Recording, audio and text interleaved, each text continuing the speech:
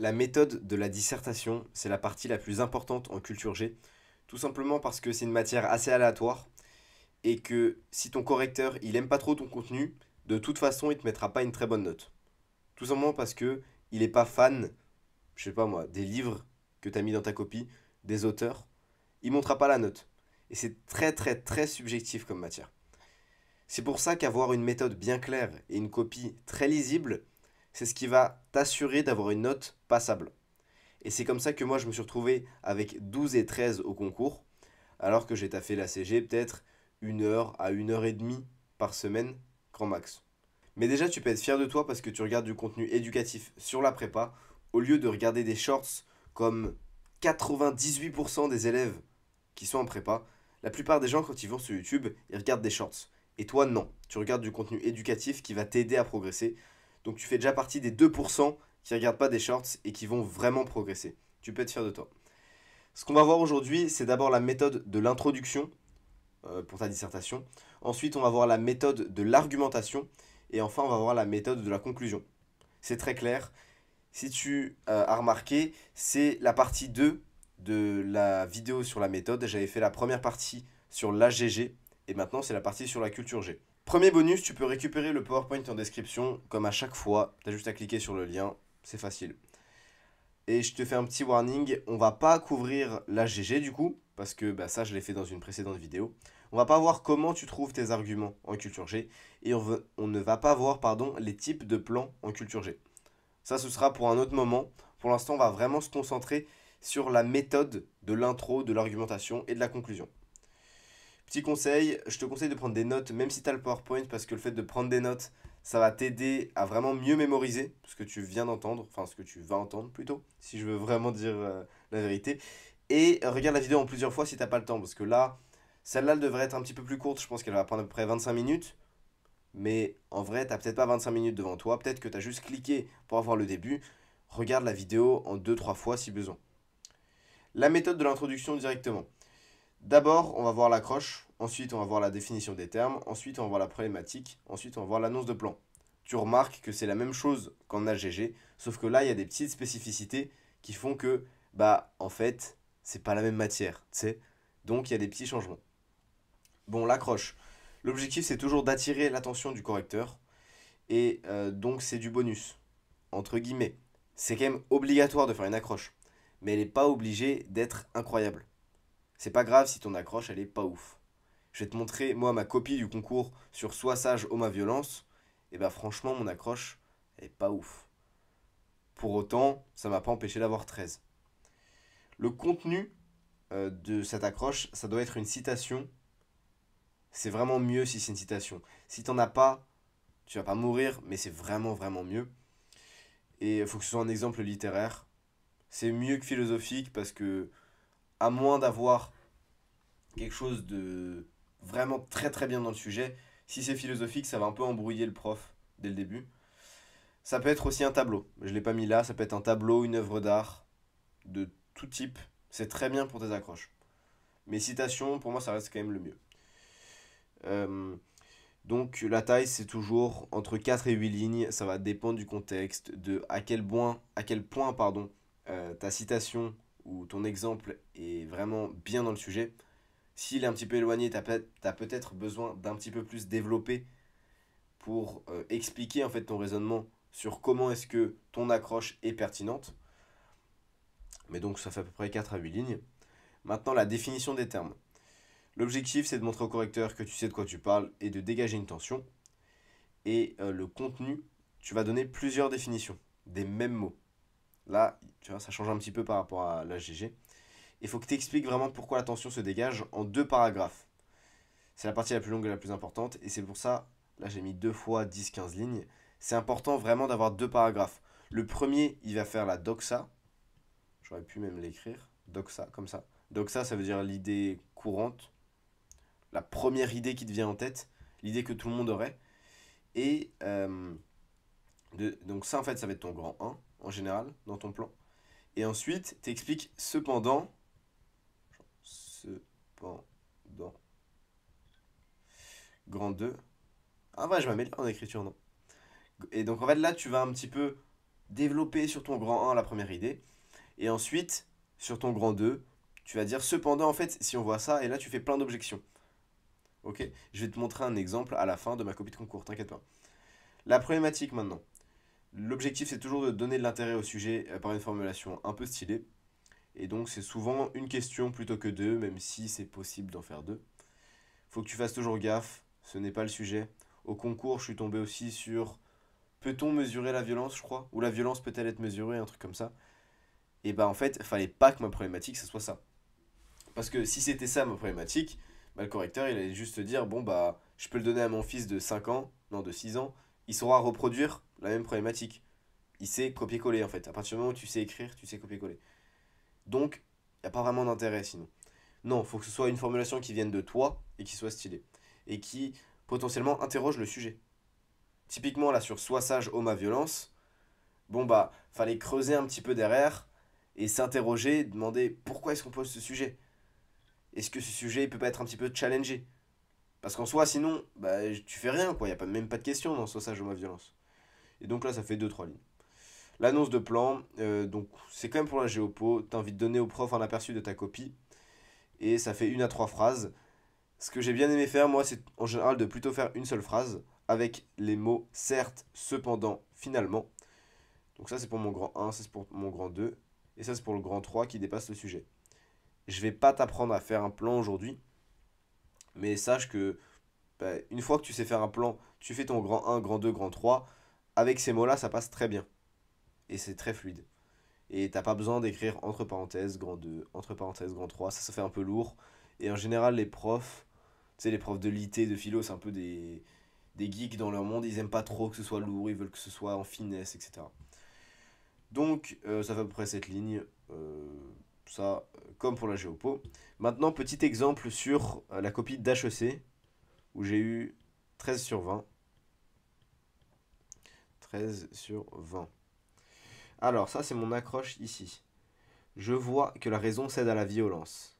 Avant de faire son aveu à Aricie au début de l'acte 2 de Phèdre, Hippolyte constate l'impuissance de sa sagesse face à sa violente passion et oppose donc les deux. Sa violence qu'il redoute, je vais y arriver, n'a donc pas été sage.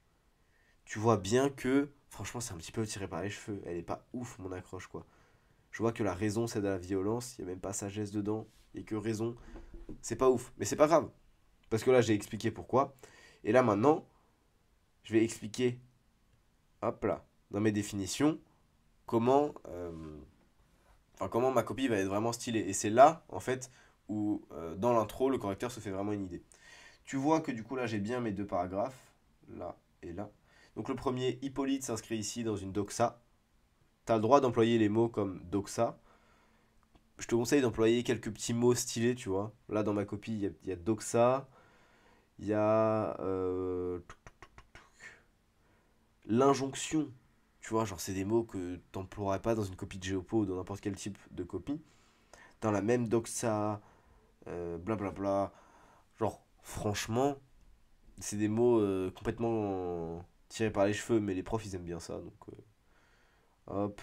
Le mot haut traduit une vénération, mais aussi une crainte de sa propre violence, similaire à celle éprouvée par le fils de Thésée.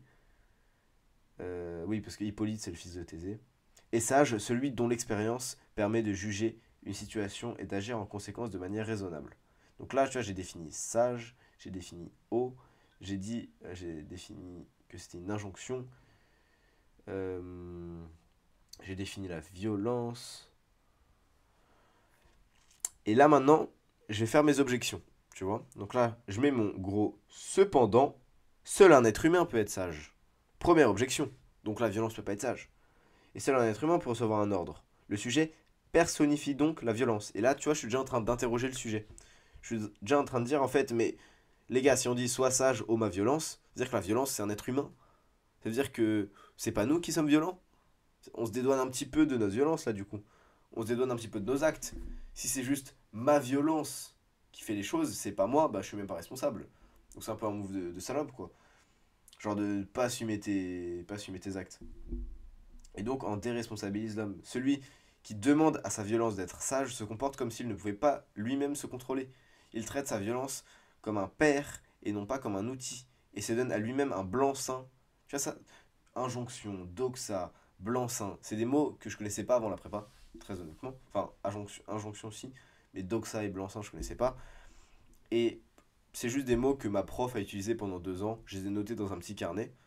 Je te conseille de faire la même chose. Comme ça, le jour du concours, tu as des mots un petit peu fancy qui peuvent sortir. Pour être violent à loisir, sans avoir à assumer les conséquences de ses propres actes.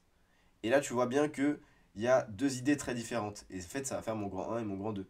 Le grand 1, ça va faire qu'en mode, oui, bon, bah c'est normal, en fait, la violence est transcendante et blablabla. Et on pourrait essayer de lui demander d'être sage. Mais en fait, bah, en faisant ça, ça déresponsabilise. Et ça, c'est mon grand 2. Là, j'ai mon grand 1. Là, j'ai mon grand 2. Tu vois bien, du coup, que j'interroge le sujet. Parce que ce que j'aurais pu faire, c'est juste dire sois sage dans ma violence. Oui, ma violence peut être sage. Enfin, oui, ma violence est sage. Oui, ma violence. Enfin, non, ma violence est pas sage. Ou un truc de merde comme ça. Non. Là, je suis en train d'interroger le sujet. En train de contester un petit peu, tu vois, dans mon grand 2. Donc, ça, c'est ma problématique. Tu vois qu'elle est super longue. La violence est-elle une transcendance qui nous domine et à qui l'on ne peut que demander d'être sage? Ou, au contraire, n'est-elle pas qu'un instrument auquel cas ce ne serait pas à elle d'être sage, mais à son utilisateur? Et là, petit tips, tu remarqueras que j'ai mon grand 1 qui se retrouve ici et mon grand 2 qui se retrouve ici, séparés par ou. Ou au contraire. Tu peux recopier ça dans toutes tes copies. Tu peux littéralement dire est-ce que mon grand 1 est vrai ou bien en fait c'est mon grand 2 qui est vrai. Sauf que bah, tu le dis pas tout de suite que là c'est ton grand 1, là ton grand 2. Et là du coup tu fais certes, grand 1, la violence semble frapper l'homme contre son gré. Cependant, grand 2, il en reste le maître et est toujours libre de l'utiliser ou non. Finalement, grand 3, il faudra interroger la possibilité même pour la violence, ou plutôt pour le violent, d'être sage. Tu vois que c'est pas brillant, mais au moins, vu que c'est clair, le plan il est pas ouf, franchement. Genre t'as vu mon grand 3, finalement il faudra plutôt interroger la possibilité même pour la violence, ou plutôt pour le violent d'être sage. C'est pas ouf. Mais, vu que mon plan il est assez clair, vu que c'est assez rigoureux et tout, bah ça m'a valu 13. Et 13 c'est plutôt une bonne note en vrai. Enfin, pour quelqu'un qui a très peu travaillé la culture G comme moi, c'est une bonne note. Petite pause pour te dire qu'avec un pote, on a lancé une entreprise de cours particuliers qui s'appelle ACBD et qui donne des cours particuliers de maths pour les élèves de prépa ECG 1 et 2 sur Versailles. C'est le premier lien dans la description, donc si ça t'intéresse, n'hésite pas à prendre un rendez-vous gratuit avec moi pour que je te présente un petit peu le programme. Je te laisse continuer la vidéo, frérot. Gros bisous. La méthode de l'argumentation. Bon, c'est plus de 50% de ta note et c'est pas inné. Ok? Retiens bien, c'est pas inné. Tu peux apprendre à progresser, ok? Tu peux apprendre à bien rédiger dans ta copie. Ce qui compte, c'est la structure et la clarté. Et chaque partie de ton paragraphe va être dans un ordre bien précis et clairement détaché des autres petites parties. Il faut que tu fasses des phrases simples. Ça, je l'ai déjà dit dans la dernière vidéo, enfin dans la vidéo sur la GG. C'est trop important. Si tu fais des phrases à rallonge de malade, personne ne va rien comprendre. Et c'est pas ton but. Genre, certes, toi, t'aurais eu l'impression d'être intelligent en faisant une phrase de 8 lignes. Mais ton correcteur, il se dit, ben, merci, je passe à la copie suivante. Parce que juste, bah, c'est illisible. Donc, à partir du moment où pour lui, son taf, c'est de lire la copie, s'il peut pas lire, il va pas te mettre une bonne note. Le cœur de ton paragraphe, c'est un argument. Donc ça, c'est comme pour la GG. Et tu vas avoir tout un petit protocole autour de cet argument qui va être très précis et que je vais te détailler maintenant. Et tu auras un exemple à la fin. C'est normal si c'est pas parfait à ton prochain DS. Ce qui est important, c'est que tu t'améliores petit à petit. Là, au moment où cette vidéo sortira, tu auras encore quelques DS avant le concours. Et si tu la regardes quelques jours avant le concours, même, tu peux juste t'entraîner à faire un DS tout seul chez toi, histoire de vraiment bien appliquer la méthode. Oui, c'est très codé et c'est chiant, mais c'est ce qui va te permettre d'assurer en culture G sans avoir à passer des heures et des heures à connaître toutes les œuvres sur le bout des doigts. Parce que moi, je connais des gens qui avaient beaucoup travaillé la culture G parce qu'ils aimaient beaucoup ça, qui ont tapé des grosses notes en culture G, mais pas ailleurs. Et bah, mine de rien, la culture G, en fait, ça compte pas tant que ça. Donc, en maths appli, je crois que ça compte pas mal quand même. Mais franchement, en maths pro, bah, 12 et 13, c'est très bien, tu vois. Et même en appli, franchement, tu tapes 12 et 13, c'est pas des mauvaises notes. Quand tu regardes qu'à HEC, la barre d'admissibilité, elle doit être vers 14.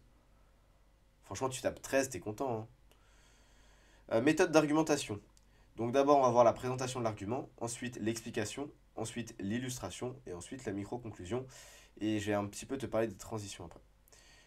C'est les mêmes parties que pour l'AGG, mais c'est un peu différent. Donc présentation, tu vas commencer par annoncer ton argument en une phrase avec les termes du sujet. Là, ça bouge pas, c'est comme pour l'AGG. Je te conseille d'aller voir la vidéo sur l'AGG d'ailleurs si tu l'as pas faite parce que depuis tout à l'heure je suis en train de dire c'est comme l'AGG, c'est comme l'AGG. Mais franchement, si tu as besoin d'aide pour la culture G, je te conseille d'avoir au moins les quelques subtilités qu'il y a en AGG et qu'il n'y a pas en CG. Maintenant, explication de l'argument. Il faut que tu expliques ton argument en plusieurs phrases, et là c'est super important comme d'hab. Il faut que tu le rendes vraiment facile à comprendre et que ce soit très clair pour ton correcteur. Il faut que quand ils lisent la copie, ils se disent ouais, ce mec-là il a bien compris, ce mec-là il est vraiment intelligent. C'est là où c'est très très important de faire des phrases simples, tout simplement parce que quand tu expliques, en général, tu as plutôt tendance à faire des trucs à rallonge parce que tu as envie d'expliquer ça et ça et ça et ça et de bien être bien dans les détails et tout. C'est très facile de partir et de faire une phrase de 8 lignes. Et donc, t'es pas lu. Et donc, enfin, le correcteur passe à la copie suivante. Faut bien que tu expliques avant d'illustrer, comme d'hab. On explique puis on illustre parce que ça veut dire que c'est vrai pour tout, donc c'est vrai pour ton exemple particulier. Alors que si tu illustres pardon, avant, ça voudrait dire que c'est vrai pour ton exemple, donc c'est vrai pour tout. Et ça, bon, bah, quand je te le dis, tu comprends bien que ça marche pas. Illustration de l'argument. Tu donnes un seul exemple pour illustrer ton argument. Euh, c'est vraiment mieux. Moi, je crois que je sais pas si c'est dans l'exemple que je vais te montrer là, ou dans un de mes paragraphes de concours que je vais pas te montrer. J'avais parlé de tout le théâtre de Racine, je crois, si je dis pas de conneries. Bah, en vrai, une fois ça passe. Mais ça, c'est juste parce que j'avais pas d'inspi, j'avais pas de citation qui correspondait à mon argument. Et donc, je me suis un peu chié dessus. Franchement, c'est mieux d'avoir une seule ref que d'en citer trois quatre dedans. C'est mieux si t'as une citation dedans, même si c'est pas obligé. Le but, c'est pas de montrer à tout prix que tu connais plein de refs en disant, par exemple, dans toute l'œuvre, je sais pas moi, de Baudelaire, on peut voir ta ta ta ta ta ta. Non, c'est de trouver une ref qui soit vraiment pertinente pour ton argument et vraiment l'exploiter à fond. Parce qu'en fait, si tu présentes plein d'œuvres, tu peux pas les exploiter à fond pour le même argument. Ou alors tu vas te répéter. Donc autant choisir une seule et faire un vrai truc dessus. Ne fais aucune erreur factuelle sur les dates ou sur l'orthographe. Si tu as un doute, tu t'abstiens, tu revérifies après le DS.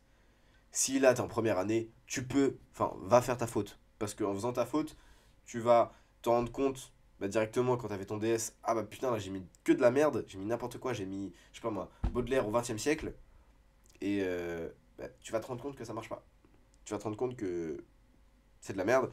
Et au prochain DS, tu t'en rappelleras, en fait. C'est surtout ça. Mais si là, t'es en deuxième année, franchement, prends pas le risque. Si t'es vraiment dans l'optique d'avoir la meilleure note à ton DS, ce que je peux comprendre, prends pas le risque et mets une autre F. Enfin, micro-conclusion, bon bah c'est la même chose, tu redis ta présentation avec des termes un peu différents, avec les termes du sujet, c'est trop important. Sur les transitions, c'est pas super important, c'est plus important quand même qu'en AGG. Si tu veux en mettre, fais ça de façon légère au début de chaque grande partie. Et je vais te montrer un exemple là, directement. Alors, ça c'est mon exemple de transition, tu vois, qui annonce un peu mon grand 1. A priori, tu peux je te conseille vraiment de prendre un petit carnet et de noter, tu vois, les mots comme a priori, même le certes, cependant, finalement, la doxa, etc. A priori, la violence semble être une transcendance qui domine l'homme. Il paraît donc logique de lui demander, comme on demanderait à une divinité, d'être sage. Ça, c'est ma transition, pardon. Ensuite, là, j'ai mon paragraphe. Tu vois, tchac, tchac, qui s'arrête. C'est tout est un seul paragraphe en fait, j'ai l'impression. Attends. Ouais, tout est un seul paragraphe. Hop. Tout ça c'est le même truc. Alors, première partie, on annonce l'argument. Ok. Et bah regarde, hop, ça va jusque là. Ah merde, putain. Attends, je vais effacer ça parce que là c'est quand même vraiment illisible. Choisir d'être sage, tchac, tchac. C'est un topos depuis l'Antiquité de considérer la violence physique comme une entité autonome qui frappe l'homme et qui est en mesure elle-même de choisir d'être sage. Ça, présentation, ok? C'est un topos. Tout le monde fait ça, en fait. Tout le monde considère l'entité autonome. Donc en soi, c'est pas très choquant de le considérer, si tout le monde le fait. Hop. Et là, je me suis un peu foiré, tu vois. J'ai pas expliqué tout de suite. Euh, j'ai directement donné un exemple. Ça aurait été un peu mieux d'expliquer, mais en soi, là, il n'y a pas grand chose à expliquer. J'ai juste dit, bah, tout le monde le dit. Voilà. C'est vrai, donc donc c'est peut-être vrai si tout le monde le pense. C'est pas un argument de ouf, mais bon, c'est clair. Là, du coup, je suis directement passé sur l'exemple. Dans l'Antiquité grecque, c'est le dieu de la guerre Arès qui prend possession des violents pour les mener à la guerre. Le vrai héros de l'Iliade, c'est la force, écrit Simone Veil dans l'Iliade, le poème de la force.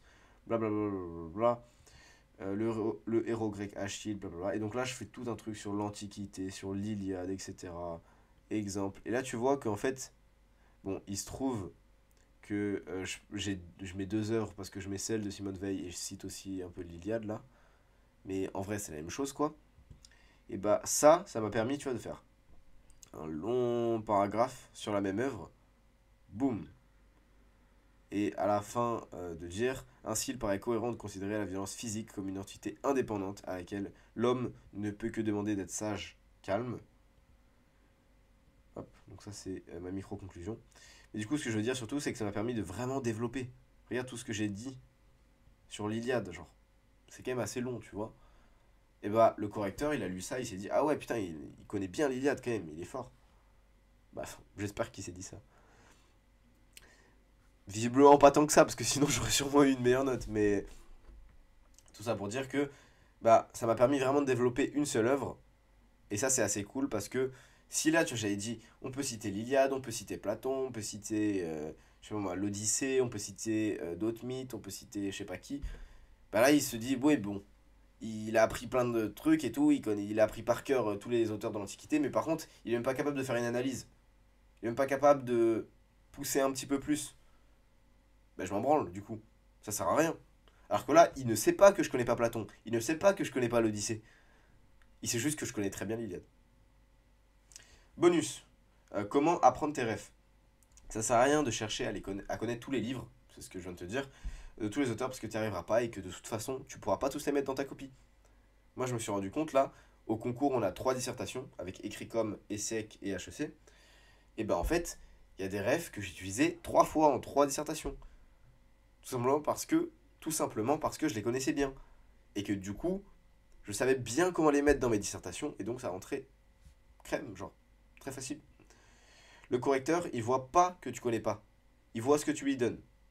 Et vu qu'il n'y a aucune rêve qui est absolument attendue sur un sujet, enfin dis-toi que j'ai eu 13 là-dessus, alors que ça c'est une citation, je sais plus de quel poète, je sais plus si c'est Rimbaud ou Baudelaire, je sais plus qui. C'est une citation de vraiment d'un auteur quoi, et ben je la connaissais pas, et je l'ai pas citée. Et au final j'ai quand même eu 13. Donc aucune rêve n'est absolument attendue sur un sujet. Le correcteur du coup, ouais c'est ça, il voit que ce que tu lui donnes. Si tu lui donnes plein de refs, mais c'est pas très bien maîtrisé, il va se dire bon bah il connaît vaguement plein de refs. Si tu lui donnes quelques refs très bien maîtrisés, il va se dire bah, il connaît très bien ce dont il parle. Il est vraiment chaud. Il va pas se dire ouais mais attends, peut-être que là il connaît très bien ça et ça et ça, mais ça se trouve il connaît pas très très bien le 28e livre de Nietzsche avec le chapitre 8. Non, il s'en fout. Il voit ce que tu lui donnes. Donc t'as pas besoin de tout savoir, mais de très bien connaître celle que tu connais. C'est un peu différent pour l'oral, parce qu'à l'oral, du coup, tu es face avec ton examinateur qui peut te dire ça te fait pas penser à un livre de tel mec? Moi, ça m'est arrivé à mon oral de HEC, du coup. Je dis un truc et tout, et lui, il me sort une citation, je sais plus c'était qui. Je crois que c'était Flaubert, genre. Il me sort Madame de Bovary, chapitre 8, genre, je sais pas moi, ligne 12. Et lui, il pense que blablabla. T'es pas d'accord? Et moi, du coup, je connaissais pas du tout le livre, j'avais jamais lu, je l'avais jamais étudié, et donc je me suis chié dessus. Mais pour l'écrit, t'en as vraiment pas besoin. Et en fait, même pour l'oral, tu feras ça plus tard. Genre, franchement, t'as 2 mois, à peu près, 1 mois et demi avant tes euros HEC. Si tu veux t'y mettre à fond, c'est à ce moment-là que tu le feras. Mais là, franchement, fais des maths, tu auras beaucoup plus de chances d'intégrer grâce à ces maths-là. Donc fais des recherches, lis les passages des textes, renseigne-toi à fond sur un nombre moyen de refs. Je pense que, ouais, moi, au final, j'ai dû en utiliser 15-20 des refs sur 3 dissertations. Donc, alors que j'utilise après 10 dissertations, 10 refs pardon, par dissertation. Peut-être que 30 c'est pas beaucoup. Moi, ce que je faisais, c'est qu'en fait, notre prof, elle nous donnait le cours. Après, je fichais dans mon cahier de ref. J'ai fait une vidéo qui va s'afficher ici ou ici sur le cahier de ref, dans lequel, en fait, c'est ma méthode de fichage en culture G. Et dès que les refs m'intéressaient vraiment pas, je la notais pas, en fait. Genre, si vraiment je savais que j'allais pas la prendre, bah, je la notais même pas. Ça me faisait chier, je notais pas. Si j'avais un peu d'intérêt pour la ref, ok, j'allais la noter. Et même des fois, juste machinalement, je notais même des refs qui m'intéressaient pas. Mais l'idée, c'est vraiment de trouver l'intérêt dans les refs. Et donc, c'est pour ça que c'est super utile de faire tes propres recherches. Nous, notre prof, elle nous mettait des passages des textes. Et ça, c'est génial parce que du coup, on avait le contexte. On savait exactement ce qui se passait. Ouais, renseigne-toi vraiment au max dessus. Il faut que le peu de temps que tu passes sur la CG, bah, ce soit à faire ça. À bien ficher, à bien maîtriser ses refs. Plutôt que de juste apprendre vaguement plein de refs qui viennent de partout. Maintenant, la conclusion, ça va être très rapide. Ça sert à rien de surestimer l'importance. Moi, je les bâclais toujours et au final, ça m'a pas tant que ça desservi. Après, si t'as déjà intégré le fait de les faire au brouillon, bah continue. Tant mieux pour toi. Moi, j'avais juste pas le temps.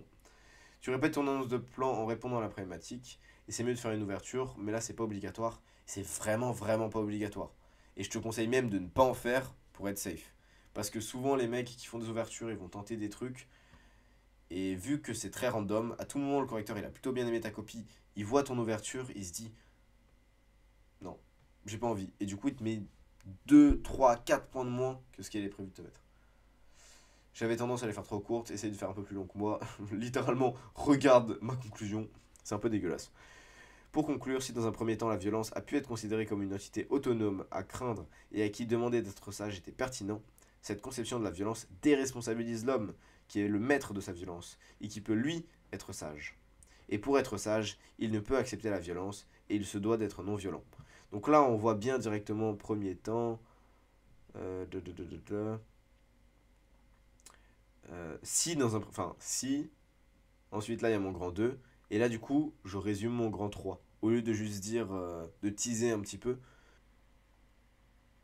là tu peux voir que ici je teasais un petit peu. Finalement il faudra interroger la possibilité même pour la violence, ou plutôt pour le violent, d'être sage.